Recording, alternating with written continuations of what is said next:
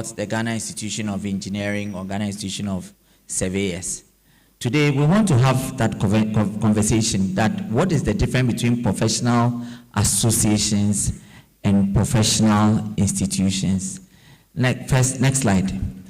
I want us to look at two quotations by, next slide please, yes, by our own first Prime Minister, Osagyefo Dr. Kwame Nkrumah. He says that the true test of an institution isn't its history, it is not the past, but it is its impact on the present and its vision for the future.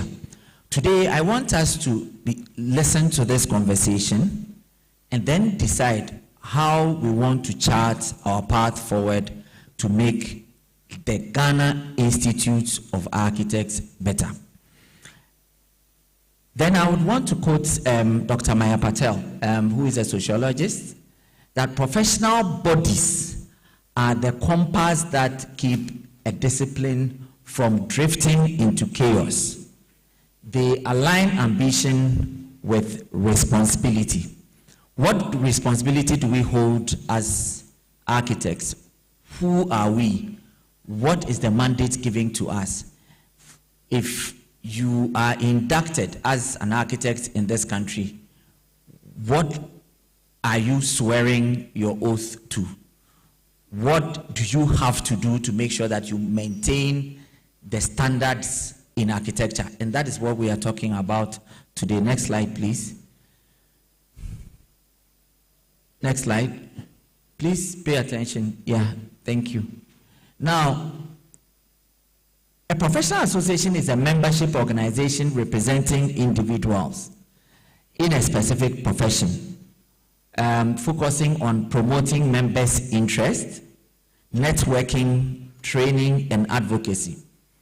If you look at all these up there, it is very clear that you may have to be the profession, finish their profession to be able to join that association. So, for instance, if we decide that we have an association of women in architecture that has the president, Nanekua Beme, and they are talking about employment when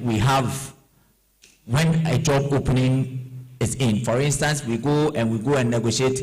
Oh, Nanekua, don't worry. I want to make you the president of Women in Architecture president, so don't worry.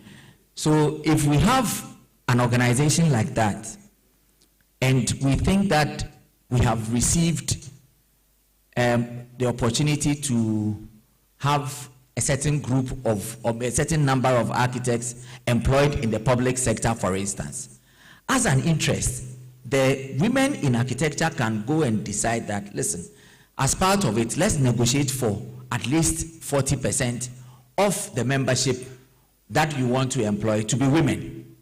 That is an interest.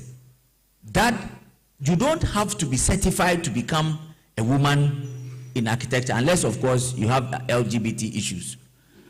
But to become a member, you have automatically to be an architect, and then you have to be a woman. It is not a place for hermaphrodites. It is not a place for males. So you negotiate for interests, but the qualification, you already have that qualification. So we need to be able to understand this and then not confuse it with institutions. But I would want to look at it. But I mean, we all know of Ghana Medical Association, right? Now, and we know of the Ghana Bar Association. There are many more associations. But let's look at the definition of what a professional institution is.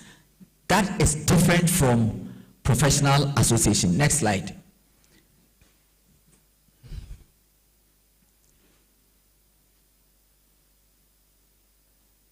Now, a professional institution is an organization that oversees and advances a specific industry.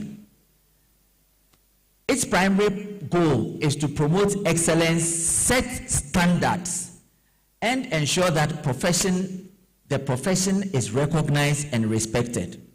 The key roles of a professional institution are as follows. Please, let's push it up a bit for me. First, the standards that we are looking at are as follows. Accreditation. Simply put, you have to be certified to be part of a professional institution. We have many professional institutions. I mean, we can take Institute of Chartered Accountants, ICA.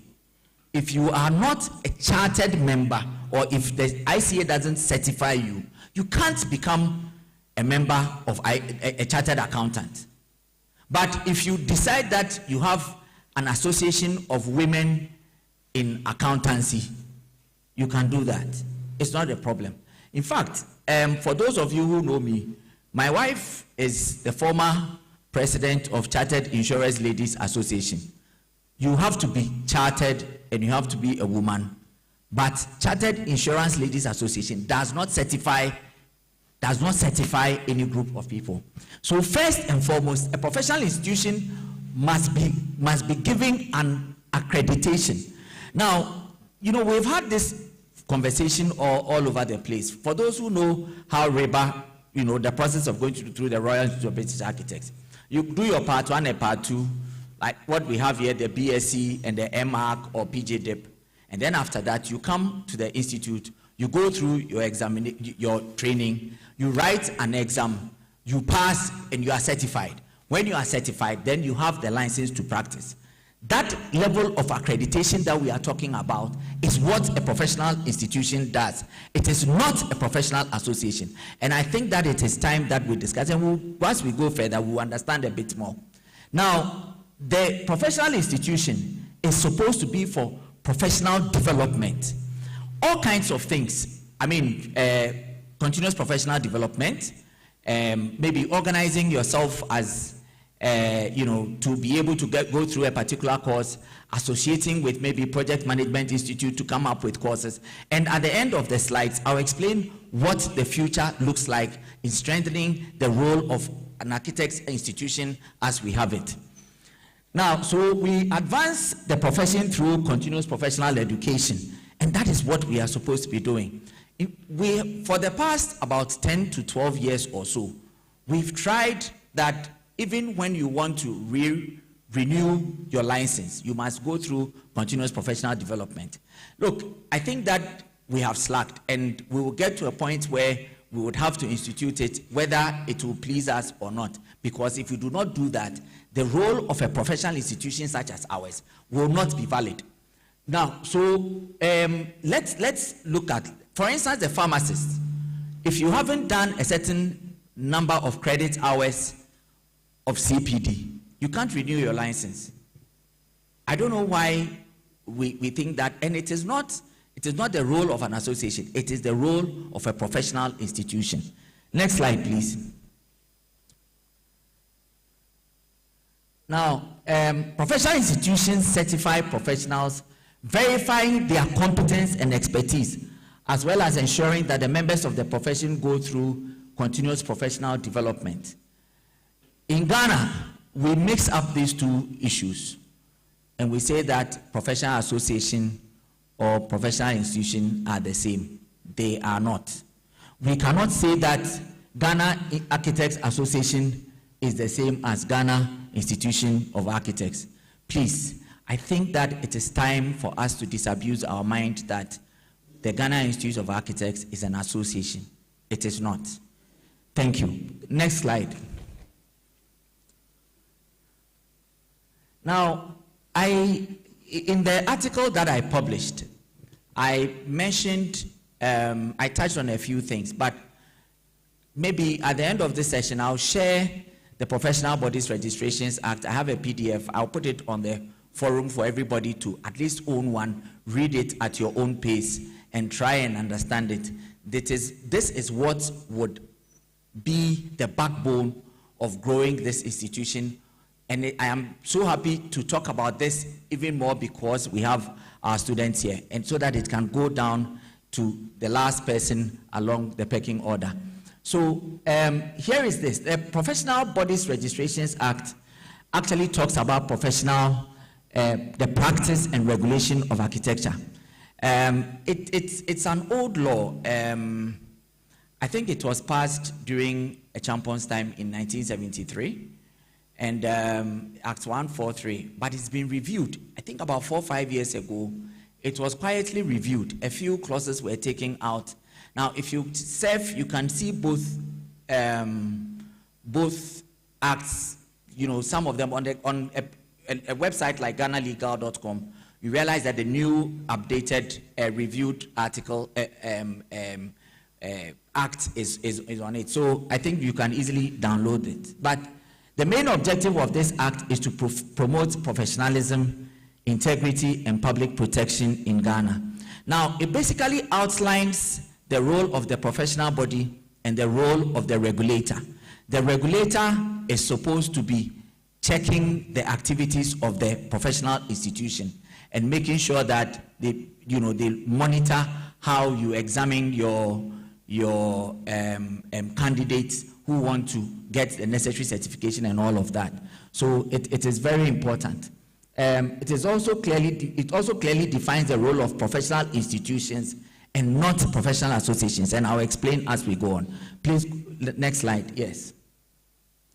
Now, yes, please hold on here. Now, the Section 2 of the Professional Bodies Registrations Act covers the provision of education and training. As I've already mentioned, it states that the professional body is responsible for, and I'm reading the text in red, the provision of education and training for the purpose of enabling persons to qualify to become members of a profession.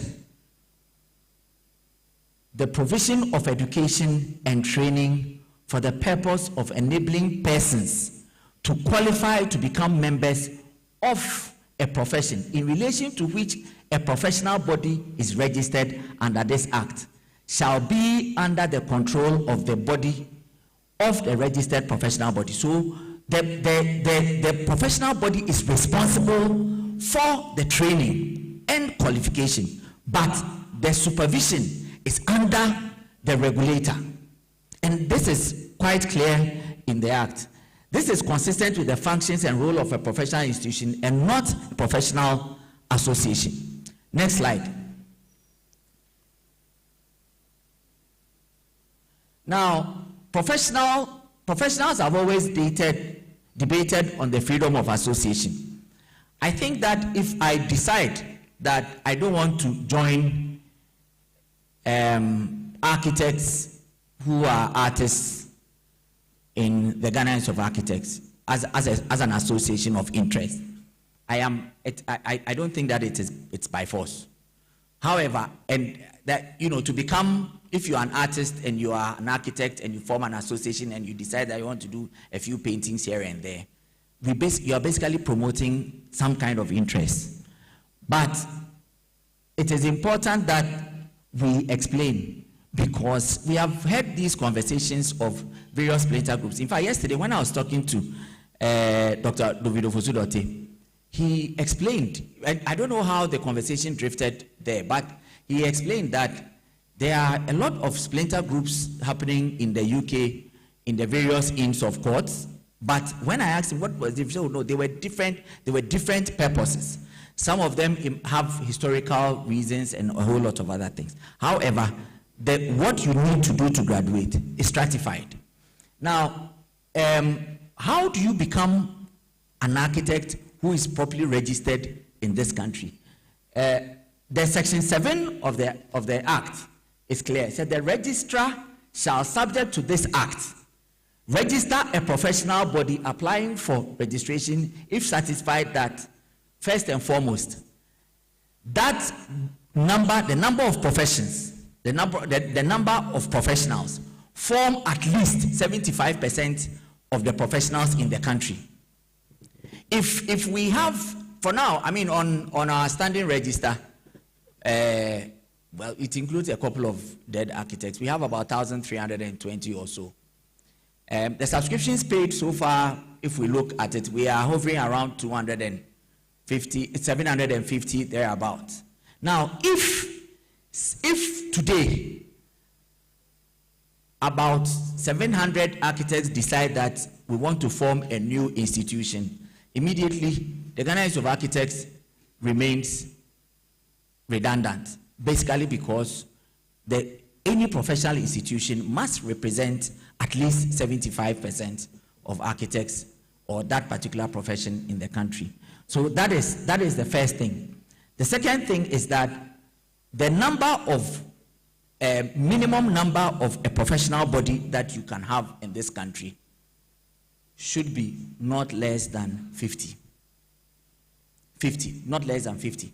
Now, but there are exceptions. I mean, the law says that if the president so wishes that he wants to establish a professional institution that is less than so, and we can have our own. For instance, if the government decides that we want to have maybe scientists who are concerned with space travel, for instance, I'm not sure you can pick 700 or 1,000 people who want to explore space. I mean, we haven't finished exploring even northern region and upper east and upper west. So, I mean, that's the thing. But that is the exemption. So that if we want to register a professional body, at least they must represent 75% of those who are in the country. Can we go down a bit further? Now, yes, let's go to the next slide. I think I've explained this. Now, so the law is very clear, and I think that we've been practicing this for a very long time, that we have a two-step protocol towards being licensed to practice in this country. First and foremost, Section 17 says that registration of professional persons. A person who is admitted or enrolled as or otherwise accepted to be a member of a registered professional body is entitled to be registered in the register in respect of that professional body on the production to the registrar of a certificate issued by the registered professional body regarding the good standing of that person in that professional body. If you are not in good standing of that professional body, if you go to the registrar asking for a license to practice, you should not be granted. You know, there is a bit of wisdom in this, which, and I don't know why sometimes we want to even argue about it. Let me try and explain. The professional body is supposed to uphold certain standards. Assuming over the year you would have been involved in some kind of infraction, and we know for instance, if you take the Architects Act, we know what it means to be in good standing and why you should even be registered in the first place. It said that if you are not above 21, you should not be registered. If you are bankrupt, you cannot continue holding yourself up as an architect. It also says that if you are not of sound mind, I mean, of course, if you are not of sound mind, you can't practice in this country. So these are very clear things. Now, assuming somebody has defrauded maybe their client, and you are under disciplinary investigations or sanctions, the professional body trying to uphold standards will not allow you to accept your subscriptions and then allow you to go and get yourself licensed. It doesn't happen. And you know, so when these things happen, it is not to stifle people's private practices, but it is simply to make sure that standards are upheld. And if there is anybody that should uphold good standards, it should be the Ghana Institute of Architects. And that is the reason why sometimes we want to take pains to give it to membership and let them read the way the acts themselves, try and get understanding, and then share with colleague architects. It is very, very important. When we finish, we'll share the link to the article again, so that for those of you who didn't read it, we'll be able to read it and look at that. So can we have the next slide? Now, if a registrar, that is the regulator, issues a license to professional to practice and the individual is not a paid up member of that professional body, it will be in contravention of Section 7 of the Professional Bodies Registrations Act. Any professional to be licensed should be a paid up member and must have been proven not to have misconducted themselves over the past year. And that is the reason why we have annual subscriptions. Every year, if you have practiced properly, you have upheld the law, you have been fair to your clients, you've not been a cheat, you are not bankrupt, or maybe you haven't reduced your age to under 21, you cannot be sanctioned. So that is it. Can we go to the next slide, please? Now, maybe I'll share a personal experience.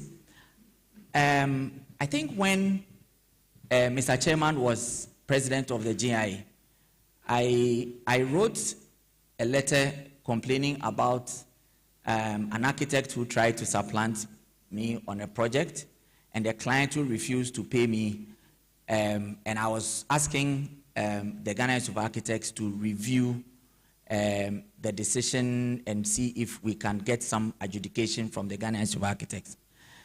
In the middle of trying to listen to both parties, the client wrote to the GIA that they had gone to court. I don't know, Mr. Chairman, you remember?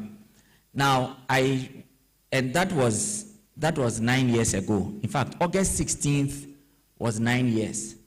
We are now coming to the point of executing the judgment. It has taken, yes, it's very serious. You see, when we went to court, for about 5 to 6 years, the client was evasive. It got to a point that we couldn't even locate the docket to my case. So I wrote to the judicial service, and they tried, and then they used our old documents that we tendered in to reopen a new file. And then we pushed. In the 7th year, we found the client to stand in the docket. When he stood in the docket, he agreed that he was going to pay our fees just after the first hearing. Then we agreed to the terms. Then we decided that, okay, we're going to have 3 different payments from this client. He honored the first payment. Then the second payment, he honored it. The last time he honored the payment was last year in July, and we couldn't find him again. So we went to court again to get judgment to execute. So what it meant was that we needed to go to his house, and he has quite a few nice cars. So we decided that we'll go and tow some of the cars with an auctioneer, and then go and auction so that I can get my money. If I had the money, probably I could have sponsored a bit more for this AGM. As I speak to you, last week, my lawyer, who is also an architect, called me that the client has decided that out of the payments that he owes us, the outstanding payments, he's decided to pay about another 30% of the outstanding payment, and the check that he brought was not even signed. My lawyer is also looking for his money, because if he retrieves, I pay him. If he doesn't, we keep talking. And today is 20th November, and we still haven't been able to retrieve all the money after 9 years. Now, this tells you that this whole idea of getting up and going to court is not a very nice business. And I can tell you, paying legal fees is not cheap. Paying legal fees is not cheap. Now, the reason why the law gives power to the Ghana Institute of Architects to adjudicate is because of some of these things. You can easily delineate the issues. In fact, I don't remember any time we went to court that the session took more than 30 minutes. There was not, apart from when we started doing the hearings, there was not one single period. But when you go to court, you buy fuel for the lawyer, you pay him something, you are there, and if I look at how much I've paid over the past 9 years, we architects do not have any business in court. Now, but if we don't go to court, we will also not get our issues addressed. But the law takes care of that. The law gives the professional institution almost all the powers of a high court. And it's if you read the Professional Bodies Registrations Act, it is very clear. Let me read it verbatim. Subject to this section, a disciplinary authority appointed by a registered professional body and approved by the president shall, for the purpose of a disciplinary inquiry conducted by it, have the powers, rights, privileges that are vested in the High Court in respect of enforcing the attendance of witnesses and examining the witnesses and compelling the production of documents. Now, recently, the Ghana Institution of Engineers set up, they call it the Arbitration Center. I reported on it in the president's desk. I don't know if you've seen it. But they have decided that they are going that next step to make sure that adjudication is done properly. What we have done from the Council of the Ghana Institute of Architects is this, that there are a few of us who have gone into arbitration. Architect Achu, Peter Achu Amenyo is a registered as a qualified arbitrator now. AC Ajololo, former vice president, are you here? Please stand up. I want to see that we have some legal brains here. Yes, yes, she is also a qualified arbitrator. Is that the way you say it? Qualified arbitrator. Okay, all right. Now, and then we have the acting registrar, also Josephine Esikpesese, is also a qualified arbitrator. So what I have done is to engage the Ghana Institution of Engineering such a way that if we have any case in the GIA that has to do with arbitration, we will deal with the Ghana Institution of Engineering. Why? Because it is of the same powers and rights of a high court. I don't think that an association that if it is not by force for you to belong to it, if they ask you to come for a trial and come out with that, would you go? So this is something which we need to discuss. And in fact, it is one of the things that we need to start looking forward and making sure that in our strategic plans, we would have something like that. Next slide, please. Now, I want us to end the conversation this way. One,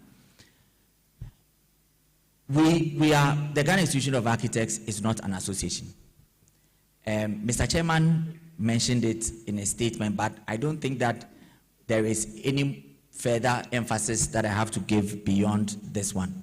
It is not an association, it is an institution. What will make us a proper institution? We need to be able to find ways of doing CPD training, making sure that we have lectures every now and then. I am presenting a paper to council where we are going to have a virtual school.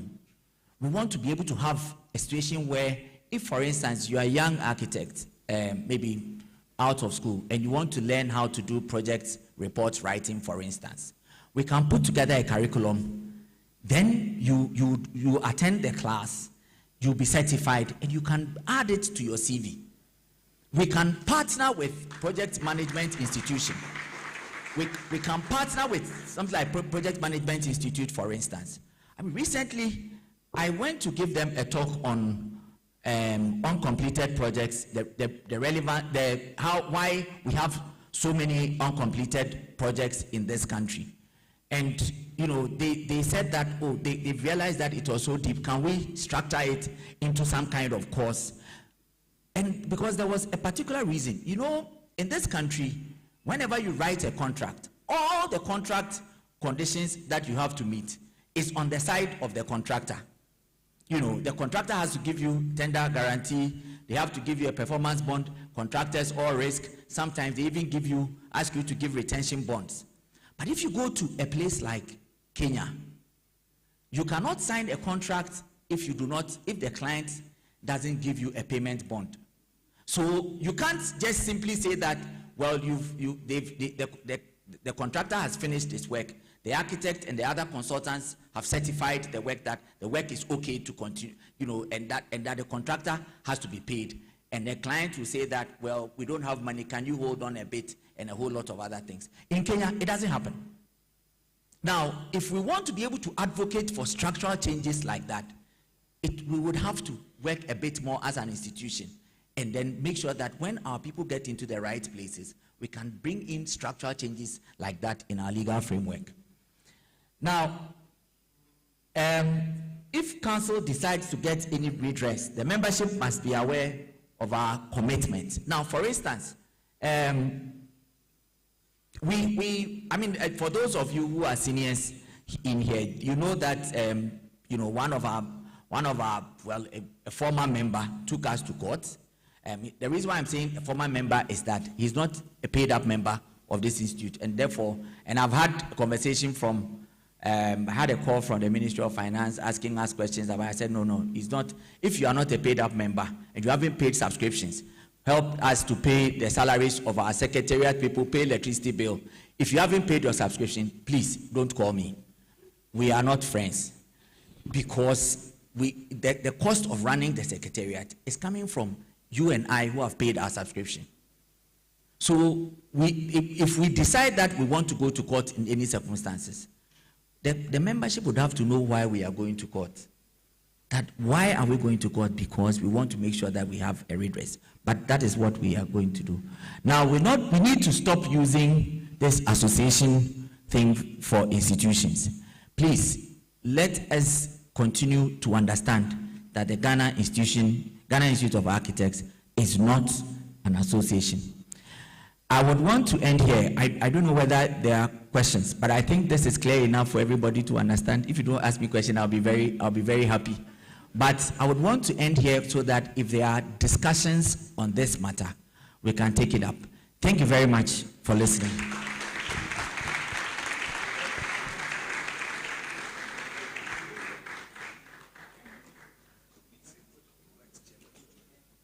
Oh, okay.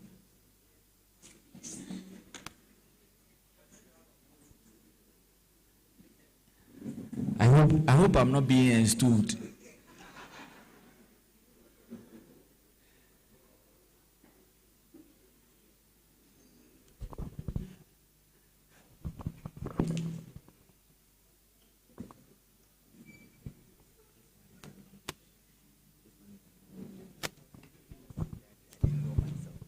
All right, thank you very much.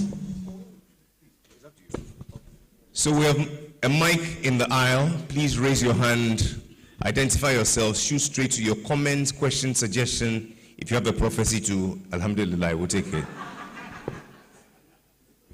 Thank you.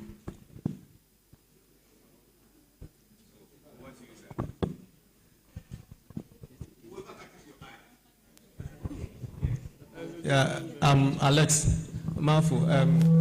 My question is, my question is, I like the idea that Ghana Institute of Architects is going to run some courses. And in this case, you know that when you are going to give certificates, some in the normal schools, you go to accreditation. So in this case, is ARC going to be the accreditor, or who is going to accredit whatever certificates that GIA intends to do, or it is now still at the young stage for us to even bring our minds to? Or because if you are going to run a course, somebody has to accredit the courses. You can't run it and accredit yourself. All right. Okay. Thank you very much, Professor Mafu.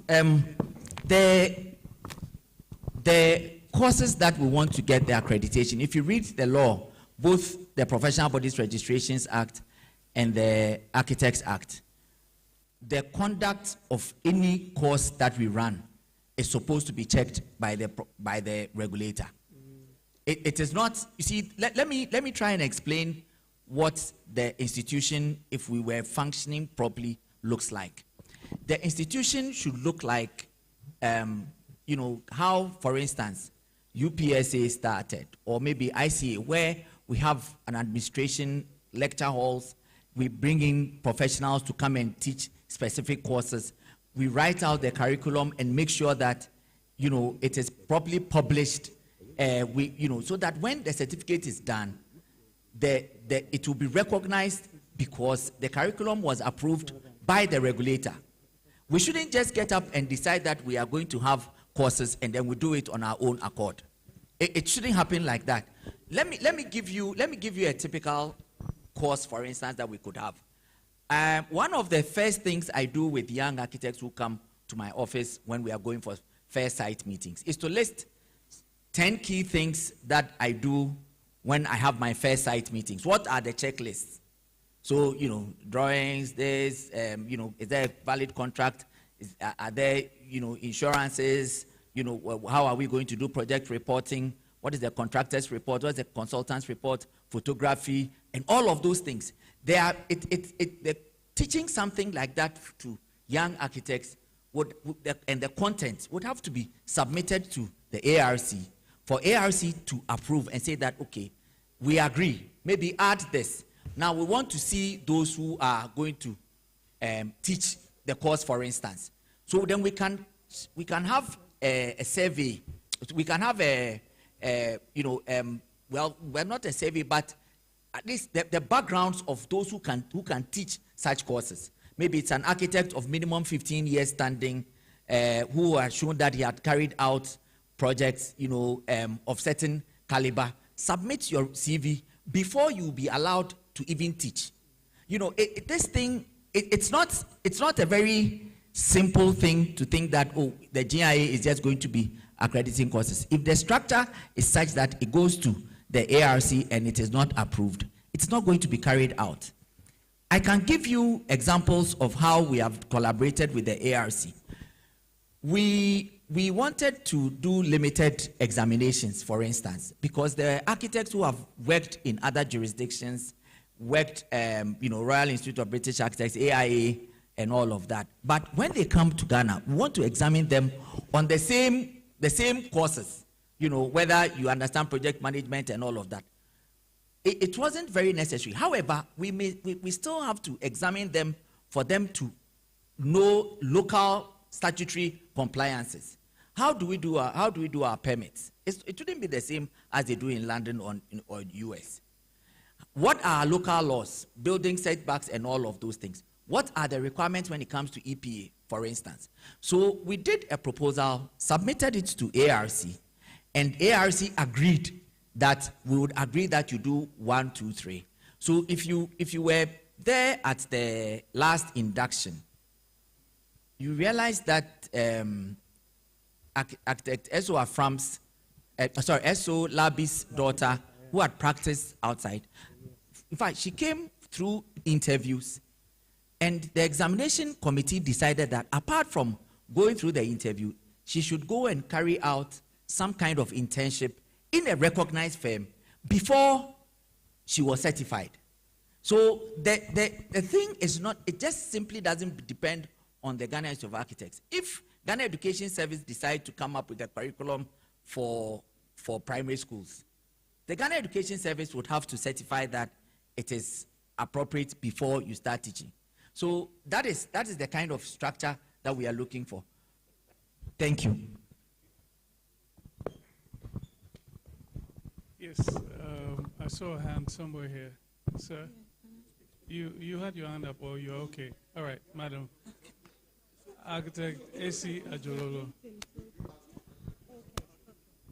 Thank you very much. Please, I have 2 questions. My first question is, what's the role of the regulator when it comes to formation of associations? And then 2, we hear recently, even on our architect forum platform, concerning a certain association, Architect Alliance. Please, can you touch a bit on that for us? Thank you.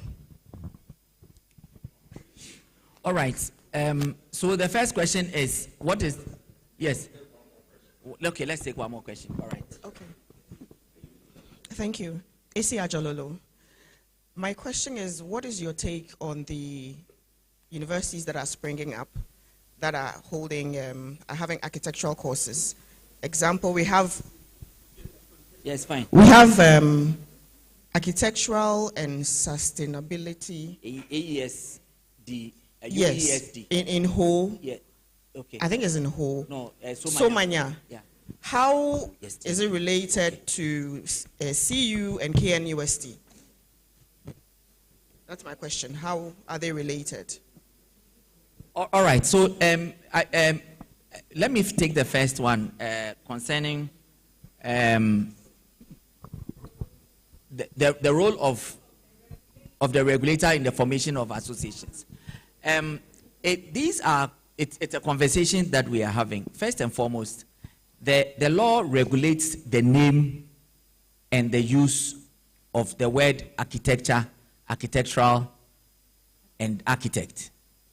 So in terms of setting up, in using the name architecture, architectural, or architecture, there must be a tacit approval from the regulator when you use such a name. Because if a group of draftsmen meet and decide that they call themselves architects or architectural organization or something like that, then you would have a problem.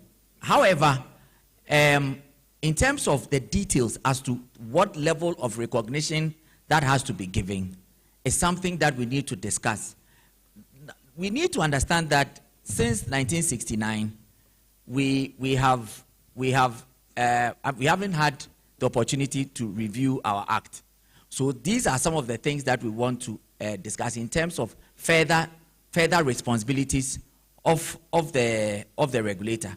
During the last government, there were attempts to review the act, but the philosophy and direction of the review, we were not very happy about it. They were trying to bring all of us under one umbrella, draftsmen, architects, landscape architects, interior designers. Myself and the board chairman were on the initial committee, and we resisted it. They always found ways of trying to go around us, and I'm sure when the board chairman gets the opportunity, he would even expand on that. We struggled, but at the end of the day, we stopped it. We want to be able to strengthen the law, but we don't want it to undermine architecture. We don't want a situation where I'll be sitting on the board with a draftsman. Look, the training is different. If you look at the Health Professionals Act, the Health Professional Act wouldn't mix pharmacists and doctors, psychologists, and even nurses. They are under different, they have different roles, different governing bodies for different functions. So we were telling government that if you don't do it along the same line, don't come and touch architecture. It's as simple as that. So we resisted. In fact, I remember at one of the meetings, it got so heated that I told them that, I told one of the guys from the ministry that if they want to talk about architecture, they should go to architecture school. So some of these things, we will discuss it. The issue with the Architecture Alliance is this. I really didn't want us to even bother to talk about it here, but I'll touch a bit on it. The Architecture Alliance is led by architect Irama Okran, Patience Irama Okran, and who is supposed to be a member of council, and architect Kumson, Charles Kumson, who hasn't paid his subscription for the past 2 years or so. And architect Kumson took us to court and said that, well, they want somehow that, that freedom of association, and therefore he goes to pay his subscription to the regulator without coming to pay to GIA.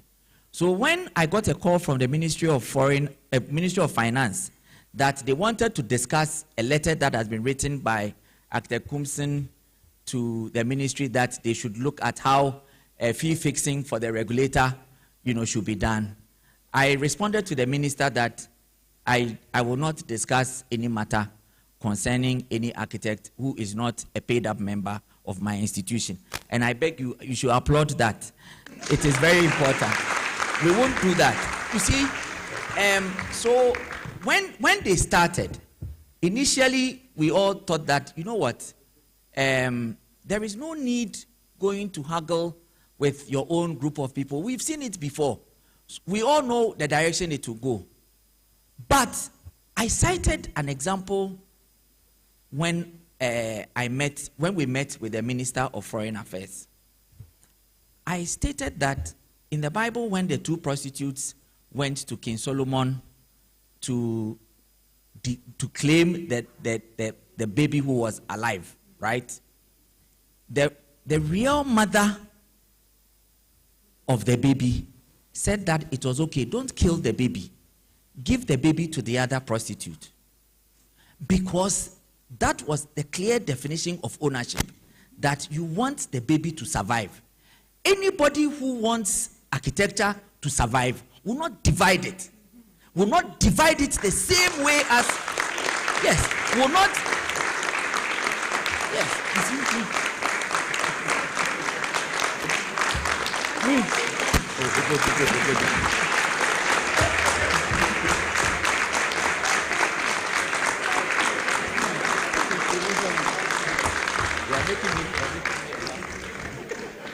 Yes, you see, the same way as the other prostitute who didn't own the baby said that, yes, divide it. Let me take half and you take the other half. What would they were killing the baby. So anybody who decides that for some reason, whether structurally or legally, you want to divide architecture, it is not in your interest. Look, if anybody doesn't think that architecture is in a better place, and we are not saying that we are doing well, but architecture is in a better place. I would want for all of you to speak to somebody like Architect Niteko Ivan Samfum or Architect Joseph Hayford. Look, we have been at their feet for ages. A lot of you don't know Architect Hayford, but let me tell you something. Architect Hayford was singularly the only honorary secretary who every month produced a newsletter for us. Every month. Every month. And I have a file. I have a very, very old file in my office. I don't know how he was doing it. He was using photocopies and all sorts of things, and he did it. I gathered them. So when I became honorary secretary, I kept saying that, oh, we will do some. I couldn't. I couldn't. So the institution, in fact, there was a time, if anybody should talk to architects like Osei Kwame Round and all those guys, there was a time when we only had one staff at the GIA. In fact, around the time there were three. It was Dr. Bohini, Adams, and then Adoko. And then Adams, Dr. Bohini, I think, got too old, wasn't coming. And then Adams got a visa and went to the States. And Adoko actually collected our money and used it to build his house at somewhere in Afienya. So the GIA was dead. So subsequently, we tried to revive, and Architect Foster Osayakuno.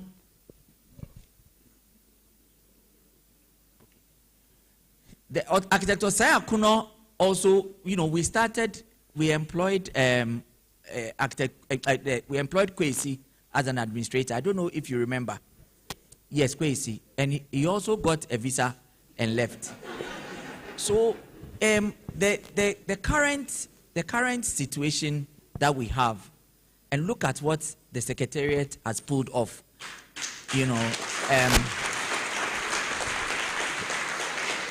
Mr. President. Yes. It is requested that to make this panel rich, we should bring in the chair of the ARC. What say you?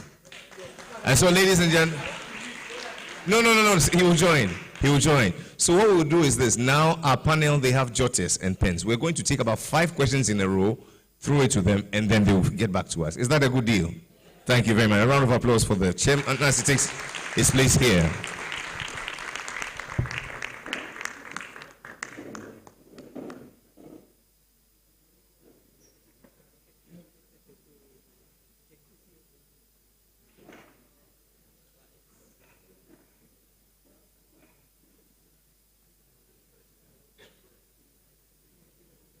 One, two.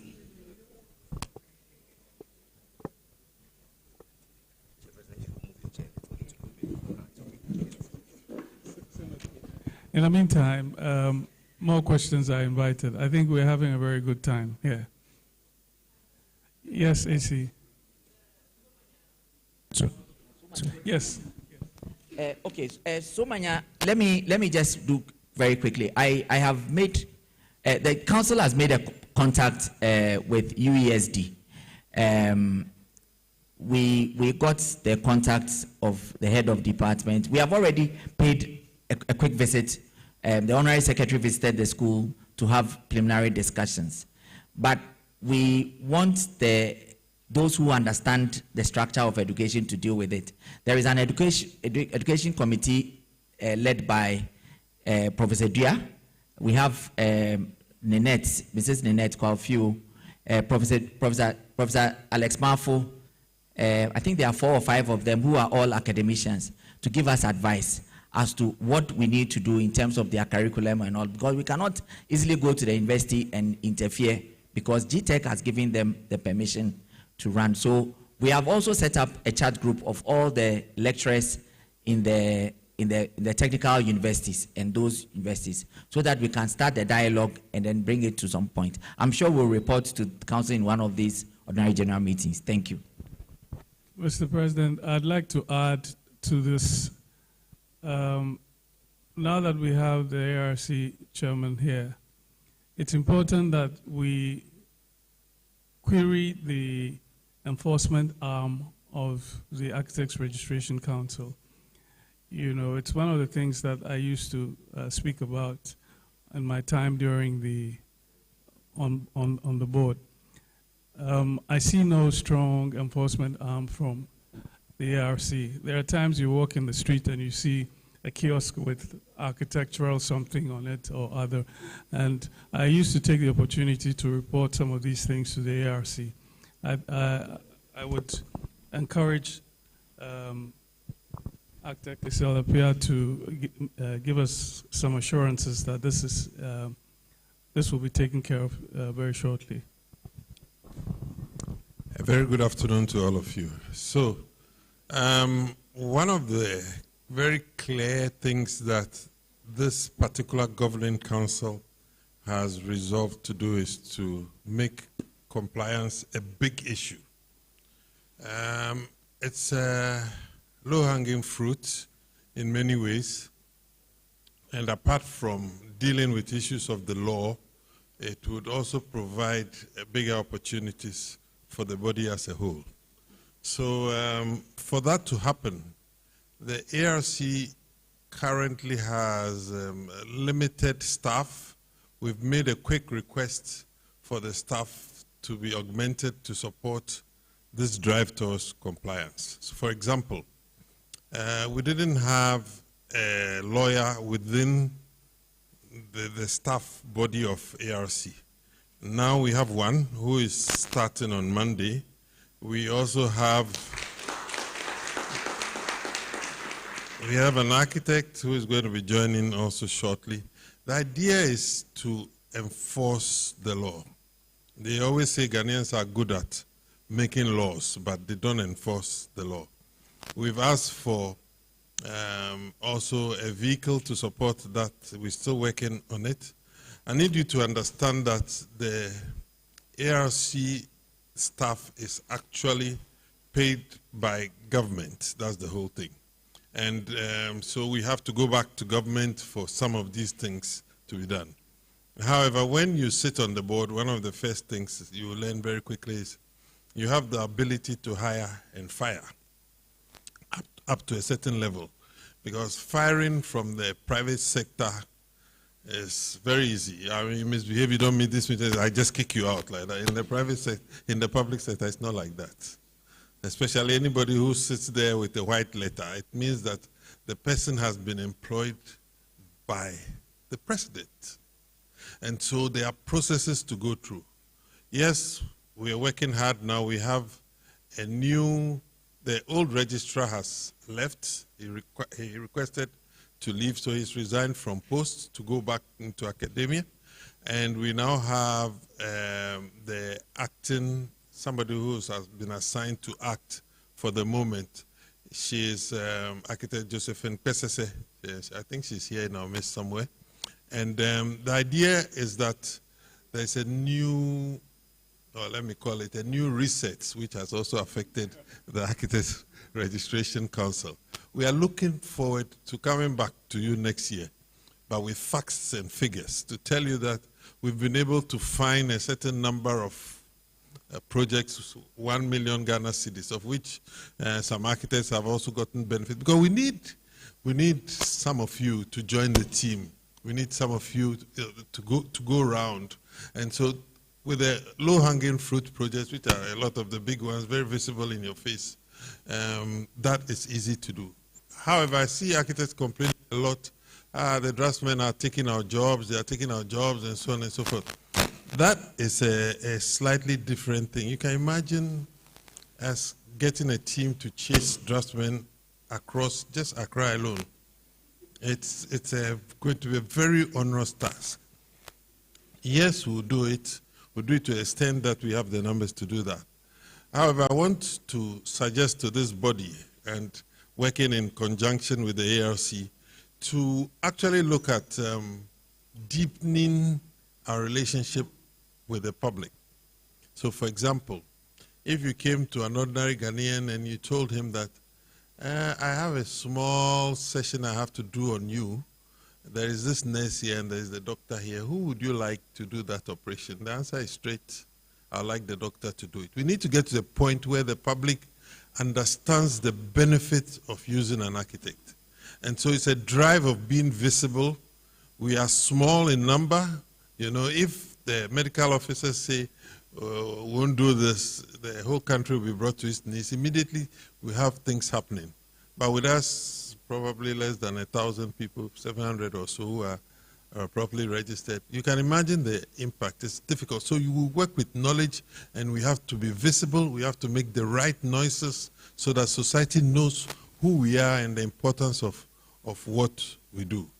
Some time ago, there was a program called Build It Right.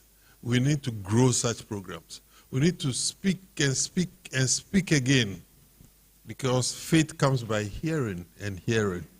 We need them to know that. You see, so once we do that, we are hoping, definitely there will be results there. It's scientific.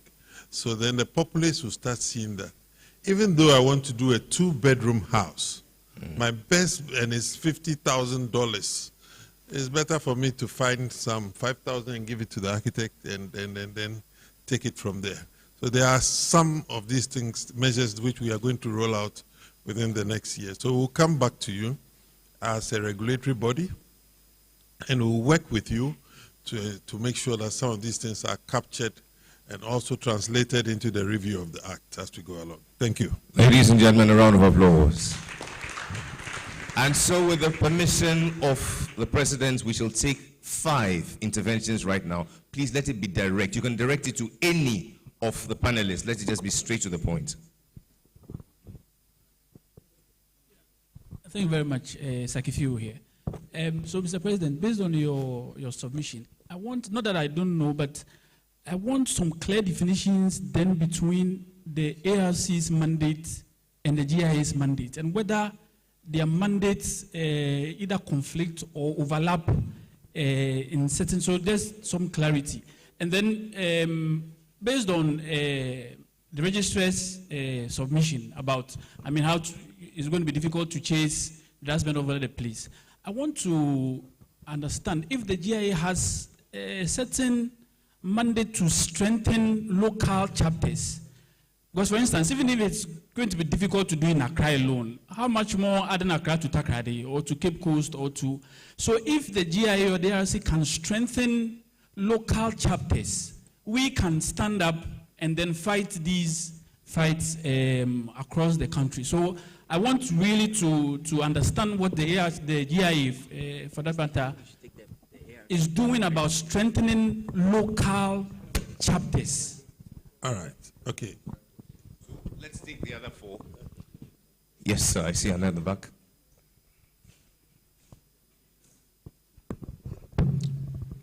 Okay, thank you very much. I need a little clarification from President Tony Asari. In response to the question on the Somenya example, that's the Department of Architecture and I think Sustainable Development. You made mention that you are putting together some academics in a group to discuss it. You mentioned the technical universities, but I just wanted to be sure and clarity that has it got to do with the architectural technology program, which is being rolled out in the various technical universities across the country. And for that program, what is the position of the GIE on it? Because if I remember clearly, it has been in the system for a while now. It's a 4-year degree program. And also, my own experience with some of the students is that most of them are looking at a kind of progression after the 4-year degree program. It's just my interaction with some of them. I mean, what then? Is there a possibility of them maybe continuing some way to become full-fledged architects? So what's the position of the GIE on this particular program, which has been in the system for a while now? Thank you. Thank you. We'll take 3 more students. Okay, so Adam Wise.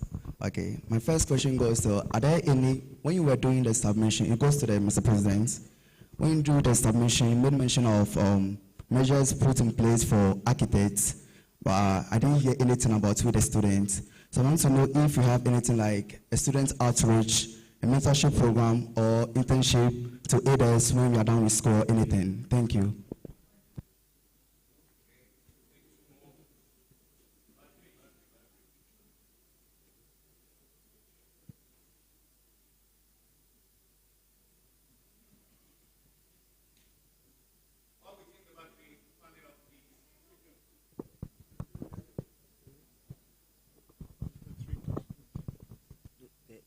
I wanted to talk about the distinct roles.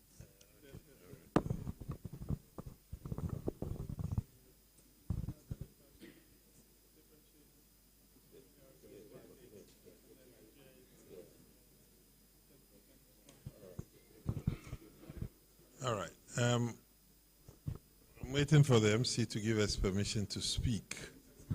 We should carry on. Yeah. All right. Okay. So I'm going to throw some light on one of the questions that was raised about the ARC and the GIA, some of the differences. I'll just do highlights. You can cross-check on the Act and the net. Everything is there. But essentially, the ARC regulates. That's what it does. It's like the referee, it's like the one who gives you permission to use the title architect, is the one that protects this space, and the ARC is mandated by the law. So ARC is not an association, it's an agent of the government of this nation to see to it that there is proper law and order within this profession. And that essentially will help you. But if we work together, and you see that enshrined in the Act somewhere. GIA, however, is an institution to start with. Some people think it's an association, oh, freedom of association, so we are also setting up an association.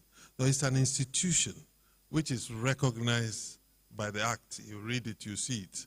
And so they bring together people like you, and then they actually conduct the exams. We oversee it, that is done right, and therefore gives us now the ability to confer to you the title of architect. So maybe that's where you are seeing some of the differences. But it is very, very clear that what we do is different. We report to the Ministry of Works and Housing, to government, through the Ministry of Works and Housing.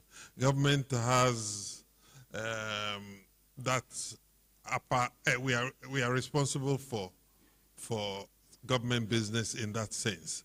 So, for example, even in terms of financials, if ARC makes 100,000 cedis out of a meeting like this, that sum of money goes into a public purse, which is governed by the Ministry of Finance, and they in turn may give to us about 70% of that money to spend. So the money we make technically is not our money per se. So we are doing that because, of course, they are also taking care of the staff that we have here to see to the day-to-day running of the Architects Registration Council. So if the ARC becomes prosperous, then we can say that, okay, on our own, we want to hire some other person to augment our work. That's why when we need a car, we have to make a request to the Ministry of Works and Housing. When you draw parallels with other governmental agencies like GMPC, and they make so much money, you don't need anybody to, they just go, we need 7 vehicle, 4x4, you just buy it, and that's it. We haven't gotten there yet. We are struggling with accommodation, which is unfinished. We are living in quarters, literally. And, but it's a relationship with GIA that we have. We are still growing, and we expect to get to a good point, and that's why we work closely together. The land that we sit on right now is dually owned. In fact, there's a third chapter because of some negotiation, but it's a GIA ARC land together. So that's just a few highlights on the differences. We can go on this. Maybe the president might mention a few. Yes, okay. All right, thank you very much. The mandate of the Ghana Institute of Architects is to make sure that the quality of architects that the public gets access to is good. That is the summary. There is nothing else. What we are supposed to make sure is that architects are properly trained. Architects are properly educated. We make sure that every now and then we go through CPDs, we do training. If there is anything that we have to do, that is basically the mandate of the Ghana Institute of Architects. Now, the issue of whether we straddle, between the responsibility and it, we don't. You see, the ARC has laws. We have ethics. Ours is more of a moral code. So, for instance, if you supplant somebody, you won't go to prison. You understand what I'm saying? If you supplant, I mean, and you are charging less, the GIA will sanction you, but won't put you in prison. But if you misconduct yourself such a way that it is an illegality. So, for instance, if you look at the Architects Act, if you practice in this country, for every day that you practice in this country without a license, the penalty is 20 penalty units. That's 240 Ghana cedis. So if you practice for 1 year without a license, it is 111,000 thereabout or something like that. So if I take you to court and you don't pay, you go into prison. You go to prison for 1 year. That's what the act says. You see, there are so many things about our act that is so powerful that anytime we went to the ministry, we told them that don't touch our act. But we have refused to use it. So that is one. The issue with the Somanya school, sorry, the local groups. I have had the opportunity to meet some of the regional groups. I have met with the Volta region. I met with the Central region. For the Central region, I met them because of this AGM to start with, and we had started having some discussions. I have met with the Ashanti region as well. We met in Kumasi, the northern chapter. We are really looking at expanding our constitution to make sure that the regional bodies are strengthened properly, so that we can hive them off. The way the lawyers have it, they have the regional legal groups before they have the national. So the national then becomes like a board, and all the regional groups then are part. So we will get there. I'm sure tomorrow these are some of the discussions that we can have. So, Mr. President, just to quickly add to what you said, in the Constitution, it's already there. Chapter formation is in the Constitution.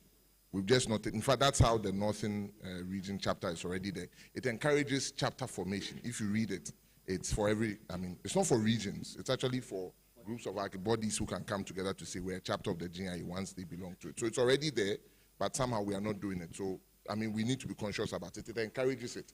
I think if it's there and it's more, then we get very strong about how it manages itself. Kumasi is managing itself. We don't manage Kumasi from the GIA. So it's encouraged. Just wanted to add to the president. Okay. We have 3 more issues to address, and then we fall back to the audience. Doc, I think when I came to KSTU, we discussed this issue concerning whether if you are doing architectural technology, you can continue. What will you do to become an architect? I really want to leave this in the realm of the academicians to be dealt with by the academicians.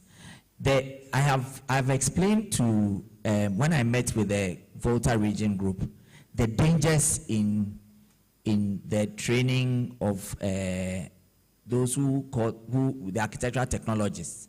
You see, if you look at their curriculum, they are doing all sorts of things. And I had one carpenter friend of mine call me from Volta Region that his son is finishing architecture. They want them to come and work with me. And it just tells you that we need to deal with the parents' perception of what they are asking, what their kids are doing in these universities. The nature of the courses of architecture, I don't know how they can just come in and maybe upgrade themselves to become architects beyond starting from first year. But I'll leave Professor Alex Marfo to talk about that. Thank you. Mr. President, I think the regulator is the one mandated to accept courses of study that define architecture as a profession. And they will, for instance, pass judgment on this whole university that is doing, and so on. And they have the mandate to say, all right, if you studied this course of study in this architectural technology, you need to do X, Y, Z in order to get to this level before we can give you that. So the large body of it is with not only academia, it's actually the regulator who will decide that. Okay.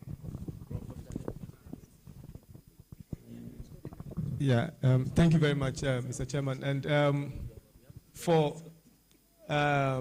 there are 3 issues here.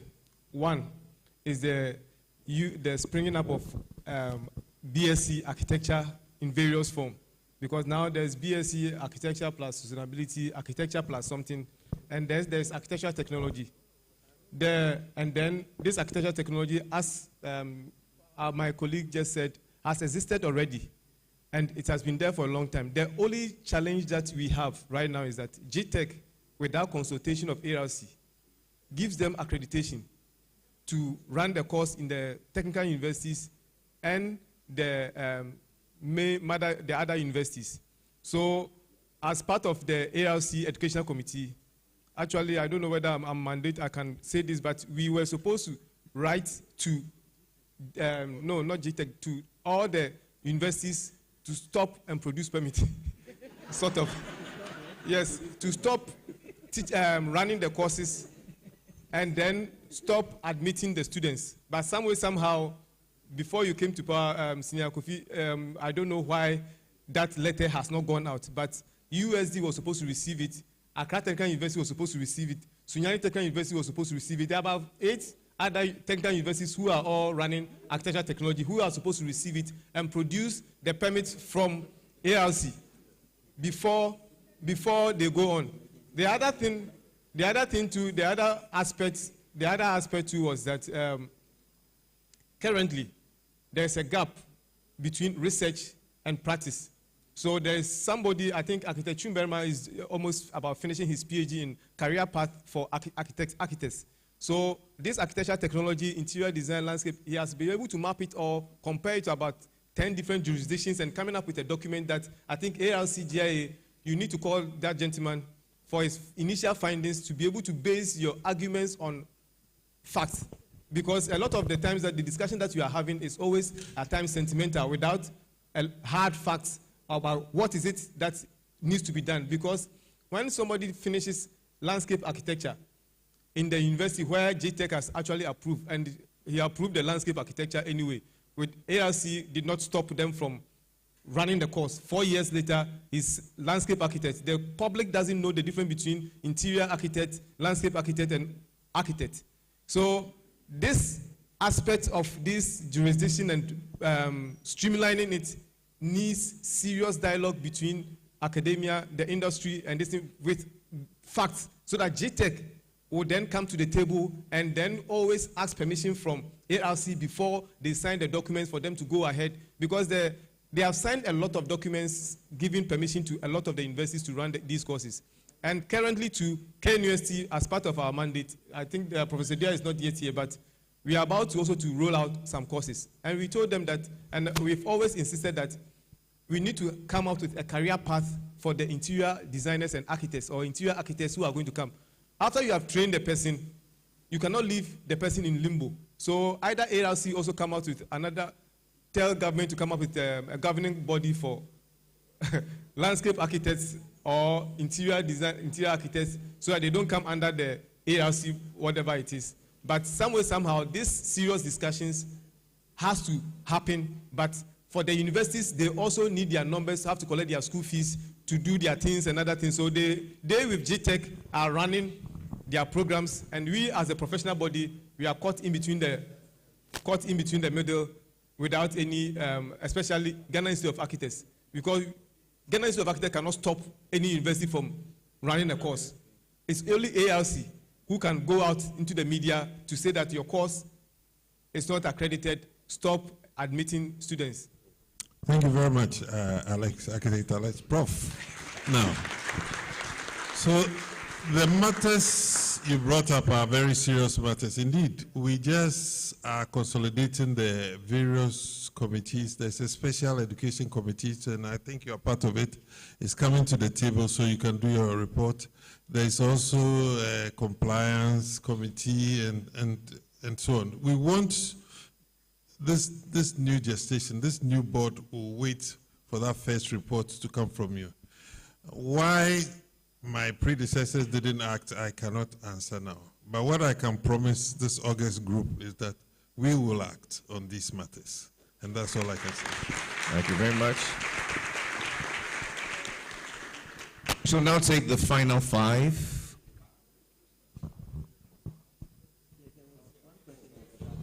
One outstanding question? Okay. The students. Yes. You were asking about outreach, student outreach program. We want to equip you first before you go out. So let's continue to equip you. That is the reason why you are here. So you'll get there. Don't be in a hurry.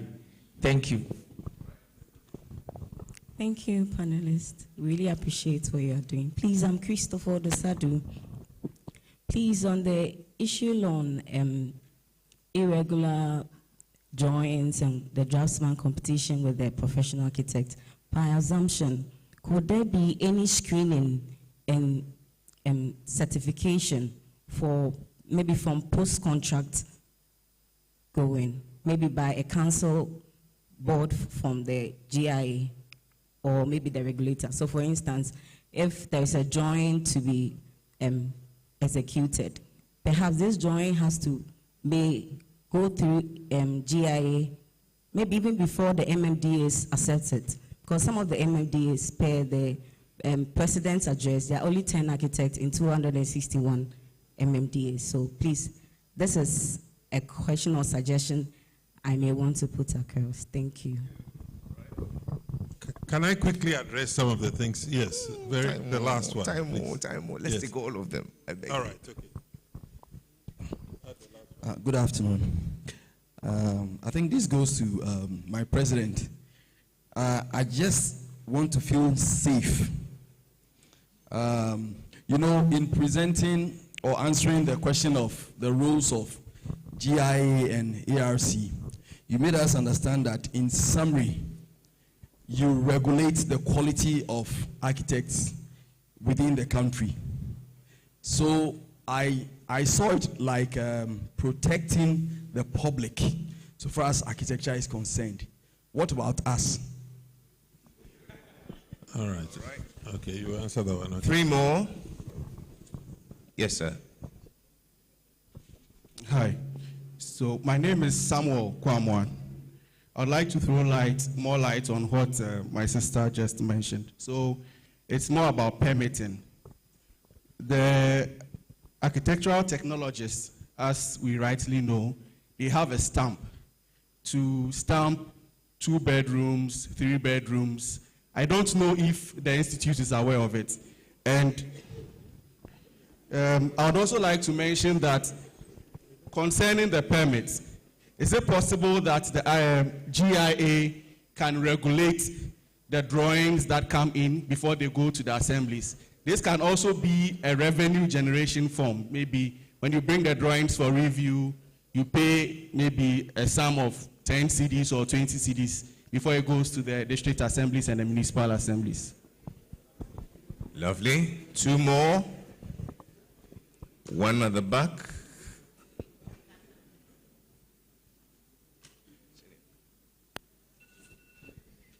Architect Tony, my question goes to you. I still don't understand why architects are not interested in working with assemblies. I come from the assembly, and it's like all your beautiful designs you have are going to be approved by someone or an engineer who might not have in-depth understanding of your design, yet they are going to approve. Sometimes it's going to be vetted by someone, even draftsman, yet architects are not interested to be in the assembly. Then again, from the assembly, you observe that even some of your the stamps are being scanned and used by draftsmen. And when it comes to the assembly, you can't find an architect to dispute such designs and endorsements. So, still the question, why architects are not interested in being in assembly? Okay, and the final one. I pray it comes from a lady. Going, oh.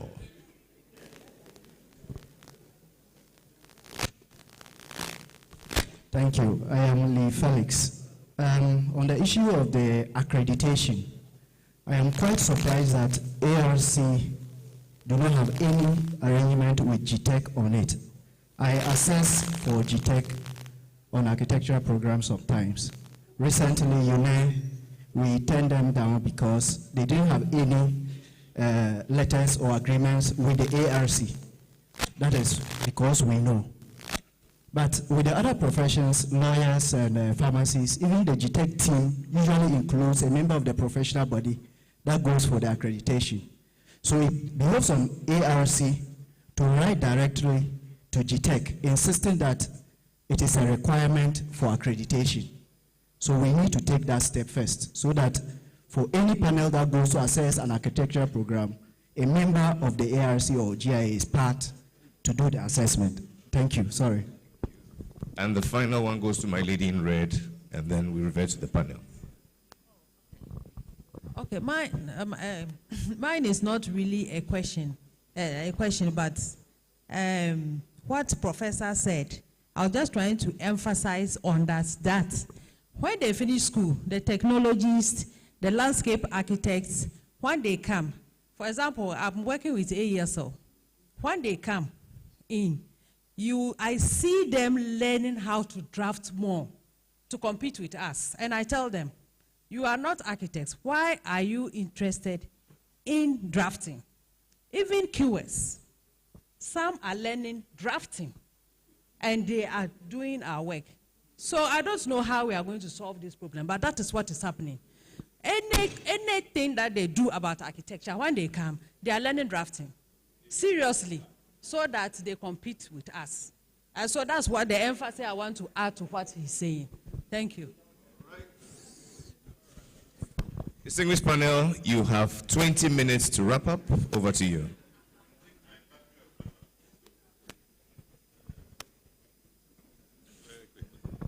All right, so, you know, dealing with this issue of the draftsman is hydra-headed, and it's similar to dealing with Galamsey.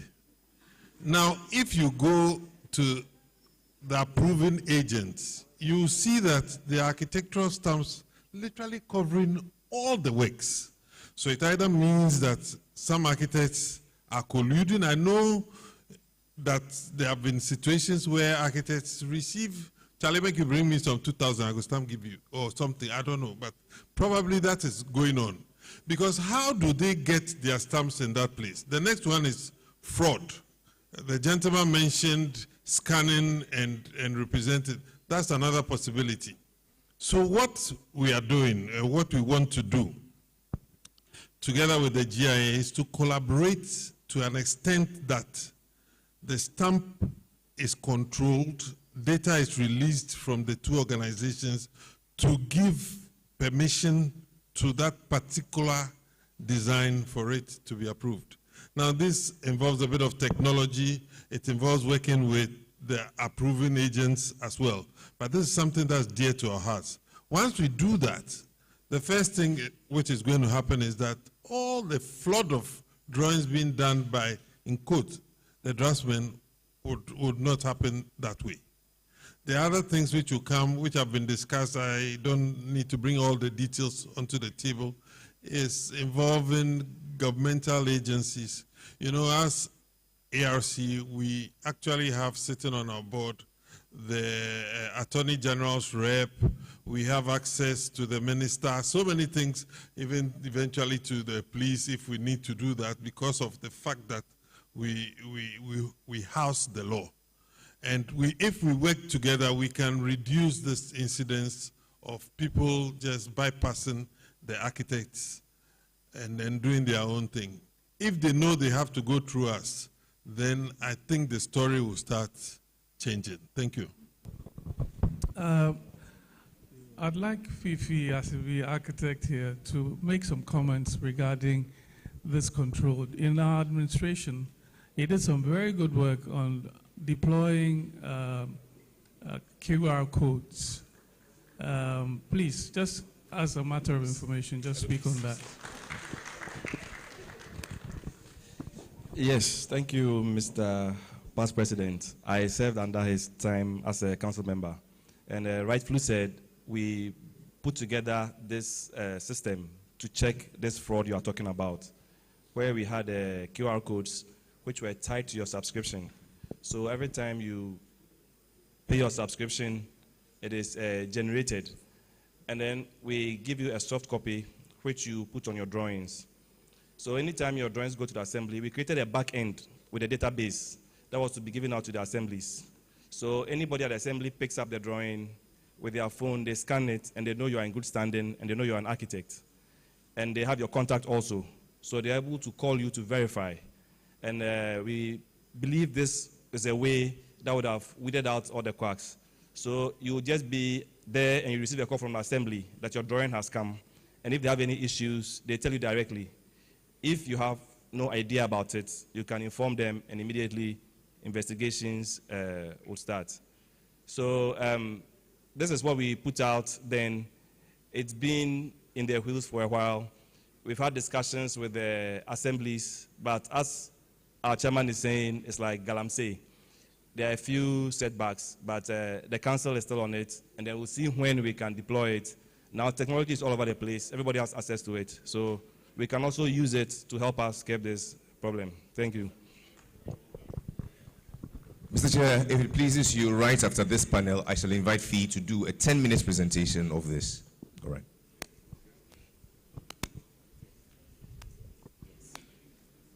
Just wanted to contribute to the discussion that, like President Tony has said, and indeed, for all of us who've known the Institute till now, you know, when I say the Institute till now, I'm counting from when I was a student of architecture. Indeed, the vibrancy and the resonance of the Institute is increasing, telling by the attendance today at the AGM. Not only that, but the participation of our very body and the members of the Institute. That because you steal and nobody says anything, that ignorance of the law is not true, that the institute is now wearing its best cloth. There's been a time when we've been naked and we've said nothing concerning the issues. But you see, it is important, and I share because I've had the privilege of sitting with the at invitation. And we've made it very clear to the politicians. I think that this is an opportunity for us to let the membership know some of the things that are going on in the background. You are not even aware, most of us are not aware, that the new building regs, the building regulation, it used to be LI 1630. It's now LI 2465. I've learned the numbers and I'm reading it. The LI 2465, as I told the minister, sorry, the deputy minister, who is also an architect, it's a criminal document. And I repeat it, and I will not stop saying it's a criminal document, because when you look at 1630, it defines architect, it defines structural engineer, it pays respect to the professions. In your new law, it has expunged those names. And that's why I say it's criminal, because it's allowing the opportunity for any Tom, Dick, and Harry to participate in this discussion of architecture. Indeed, even our own membership continue to confuse what architecture actually is. And landscape architects believe they are also architects, interior architects believe they're architects. If you are, why don't you just do the 6 years? Or the 5, and what we are all doing here? I have no disrespect for the fact that we must have interior designers and co. But we are not an island unto ourselves. We exist in an ecosystem. That ecosystem is a global system. All this discussion about architectural technology, interior design, all of that, it's not new. It's happening in South Africa and co. My simple thing is, what is the international best practice? It's always been my approach. We are not an island. So obviously, and I think I think it doesn't get said, but Mr. Board Chair, Mr. President, and all the effort of council members, and indeed your own members of the board, we know the amount of work that goes on. We are fighting, like you put it rightly, it's a galamsey issue. It's not a simple issue of just going to the MMDAs. There are letters that have been written by, Foster is not here, I don't know where he is. In your time, Mr. President, Mr. Hafer, past president, you wrote letters to the MMDAs to make us participate. This is something they fight and they protect. But my basic thing is that until the institute begins to lawyer up, and this is a recommendation I've made to the council, that we need to hire at least 5, my recommendation, 5 lawyers who will begin to take on the MMDAs to protect all of us here. We must protect ourselves, because I value the 6 years I spent in school, the 2 years I spent to become an architect. And I don't think that you can sit there without any of that and just call yourself an architect. I tell the students, most of them are invited here, 12 of them, that until you have been given that position as architect, you are not an architect. I know you will find it whatever it is, but those are the laws of the ARC, and I think that we'll get there. But let me assure you, unless we lose this breath which God gave to us, some of us will continue to fight. Expect the lawyers very soon.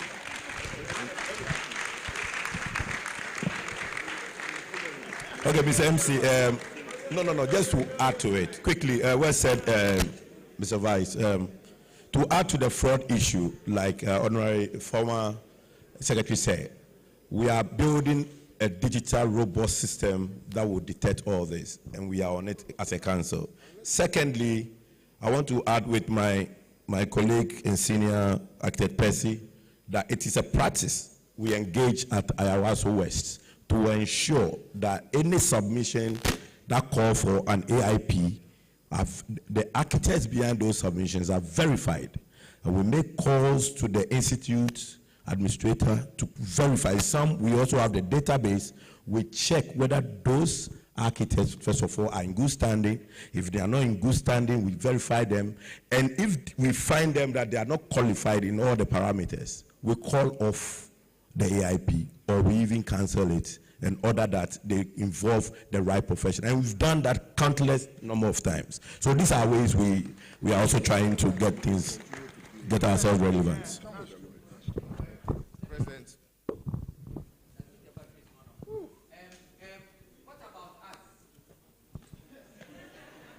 What about us? So let's wrap up. Yes, thank you. What about us? If you are an architect and you are properly trained, I think that is what about us all about. It's about making sure that we are competent enough to be able to carry out our jobs properly, and so that is what about us all about. Secondly, I want to touch on the issue of the stamps. For those of you, I think we should be very conversant with the LI 2465. The section 30 of it says that all architects or all professionals must have bar-coded stamps. Bar-coded stamps. We have had a lot of fraudulent cases, duplication of stamps, duplication of signatures. In fact, the last one was architect Prince Oforia Broker's case in Kumasi, which I reported to. In fact, I tried to get to the regional police commander, who is a member of the Ghana Institute of Architects as well, to make sure that nobody bribes their way through, to make sure that it's done. But you see, we can't firefight all over the place. So we've started engagement through the Ministry of Works and Housing to engage the Ministry of Local Government. And we are going to use the whole of 2026 to change from the current stamps to bar-coded stamps by 2027. We have started the conversations and we are bringing it to council. We have had conversation with somebody who did some information, who did some work on bar-coded stamps, I think 2 years ago. And so we want to work with that. If we're able to do that, and then we get the issue of the assemblies to, replicate it. If you do not have a bar-coded stamp, forget it. You can do freedom of association. The issue with not working in the assemblies, it's not a very straightforward thing. In fact, even at the time when we met the deputy minister, we brought up the issue of salaries and emoluments and all of that. But architects who go to the assemblies must not be national service personnel. They must be architects who are competent. And in fact, for some of the metropolitan assemblies, they may be architects of a certain minimum standing. So, it's not just that any architect at all will go anywhere, but we are going to do that. The issues of GTEC, I think Chairman has taken it. Thank you very much. I just want to add to the response on the ARC GTEC. You see, the regulator, the Registration Council, will grant approval for specific courses of study that are entitled to be qualified as architects.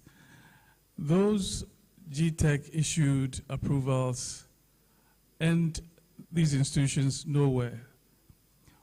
When you finish your course of study in KNUST, you will approach the regulator, ARC, and ARC will look at you and say, yes, your course of study is acceptable, and therefore enter into my domain. So I'm not too frightened about this ARC GTEC thing. Yes, the two of them have to understand their rules. GTEC, for instance, has to be told and for them to understand that, yes, you've granted these people leeway to give these courses, but that's not the end of it. There is this law, which you must read, which tells you that there is a regulator who will approve the course of study, making it possible for you to be called an architect. So I'm hoping that the regulator will be in touch with GTEC, but let's not let it frighten us too much. And then also, I think on the permitting process, someone talked about the fact that sometimes very incompetent people review their drawings, and it's against that. I think the situation is changing for the assemblies, without wanting to speak for them. When you have a substantial project, they look at it, and when they believe they don't have the capacity to review the project and grant permission, they empanel a committee of competent consultants who will then review, but this is expensive. You have to pay for it. This is there. One of the reasons why they are under capacity is not only about budget, it's also about the fact that a lot of the people in here will not take up jobs in certain locations. That also contributes to this situation. I think that's it. I think that brings us to the end.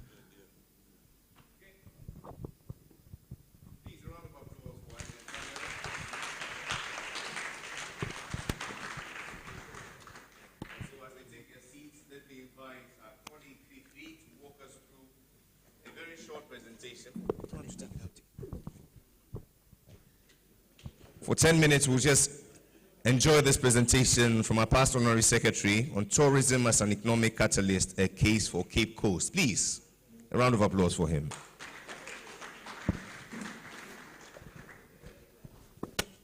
Good afternoon, fellow architects. All protocols observed. I'll quickly go through this as time is a little bit more spent. So I have a detailed presentation which I can share with you later. So I'm taking us back to the theme for the AGM. That's from castles to future cities. So my short presentation is on tourism as an economic catalyst. As you know, every city dwells on an economy. And they're looking at Cape Coast, the lowest hanging fruit or economy it can swing on is tourism.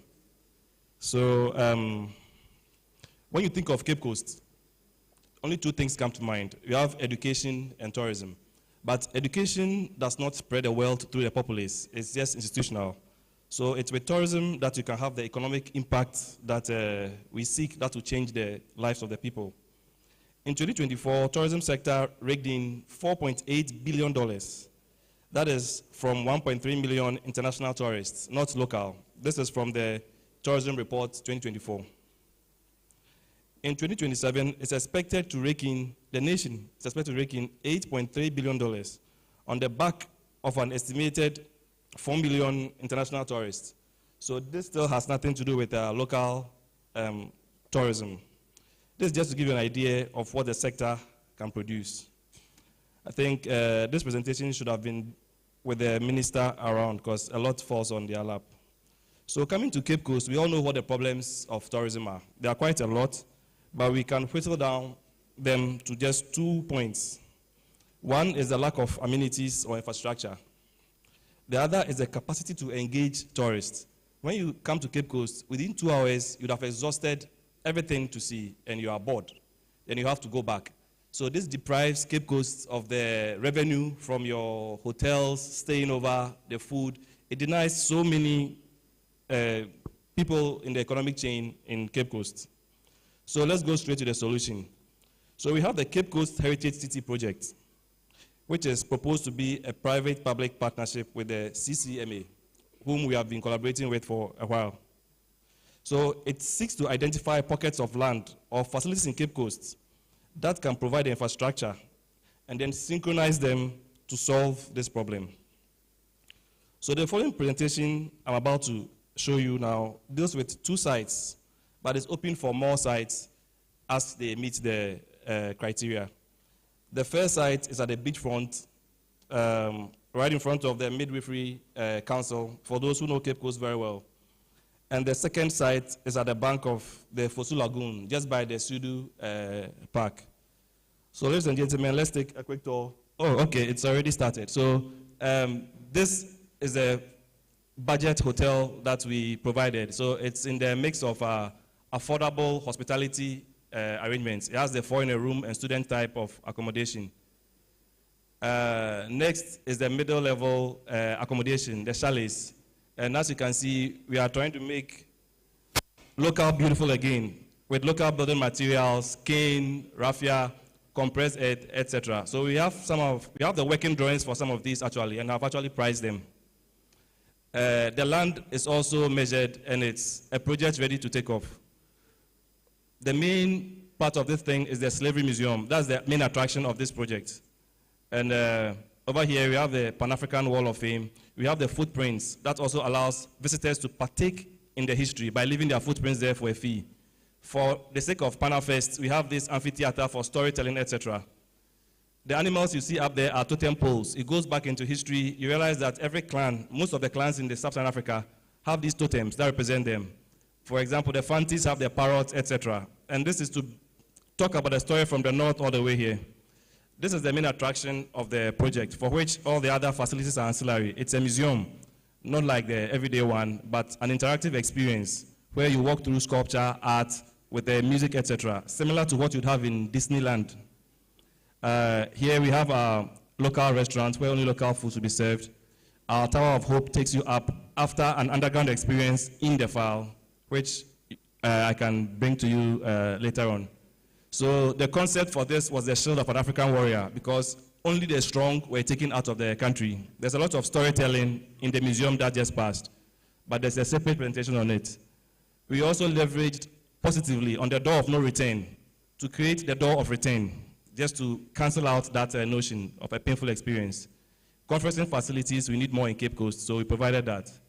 Those familiar with the Fosu Lagoon, we have the City Stadium there, and we collaborated with the Metropolitan Assembly to relocate the mechanics who are here to an artisan village in PEMPAMSIE. We have a full documentary on that also with the detailed designs of what they'll use. So this side is to create the entertainment that supports the main attraction. Something to keep you here. This is for family, games, and etc. Then we provided a shopping mall also. That is also to serve the people and engage them. We named it the Ogwa Mall, our city. This land is also secured, and we are in collaboration with the CCMA. So we provided more hospitality facilities. We also provided private homes to make money for the project. And we have the hotel, the high-rise one also there with conferencing. So we have pockets of these facilities provided. These were to be sold to individuals. It's also all done with estimates, etc. We also have this mix of housing to serve every pocket and every need. So above it, you see those round things. It's a mimicking of the traditional compound African housing. It's also another project on its own, which has its own presentation. And it tries to have a modernized version of compound housing that still serves the modern privacy needs. So that's how you have the main entrance together so we can meet and greet like in compound houses, and then you go back to have your privacy. So we acknowledge the team, myself, Oliver Mensah, Princess Sandor, probationer, Doreen, AC, and our promoter is Dr. Benjamin Taylor, who is a businessman in Cape Coast and very well connected internationally, in Ghana and outside. So that is a Cape Coast heritage city. And it's open for more sites for consideration. Thank you.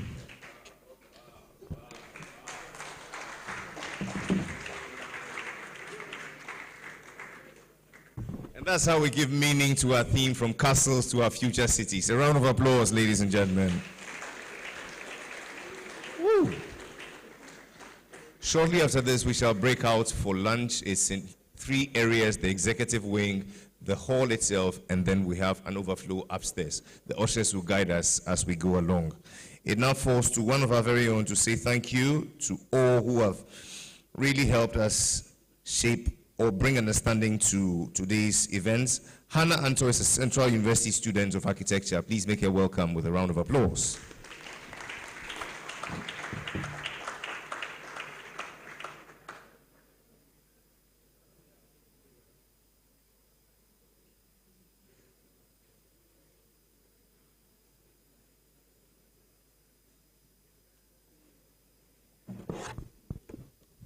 Good afternoon. To the chairman, distinguished members of the Institute, invited guests, ladies and gentlemen. On behalf of the Ghana Institute of Architects, I extend our heartfelt appreciation to everyone who contributed to the success of this program. to our President, and to the members of the Executive Council. We are grateful for your guidance, dedication, and the clarity you continue to bring to the direction of our profession. To your leadership keeps the Institute strong and forward-looking. To our speakers, thank you for sharing your expertise and your perspectives. Your insights have enriched our conversations and reminded us of the vital role architecture plays in shaping our nation's future. We also acknowledge our partners and sponsors for their valuable support. Your collaboration empowers the Institute's initiatives and strengthens the broader architectural community. To all members present, thank you for your active participation, your commitment, and your engagement throughout the program. Your presence affirms the unity and purpose that defines us as architects. A special thanks goes to the planning committee and the organizing team. Lastly, and most importantly, we give thanks to our Father, God, for bringing this program to a successful end. Thank you once again, everyone, for being here, and have a good evening.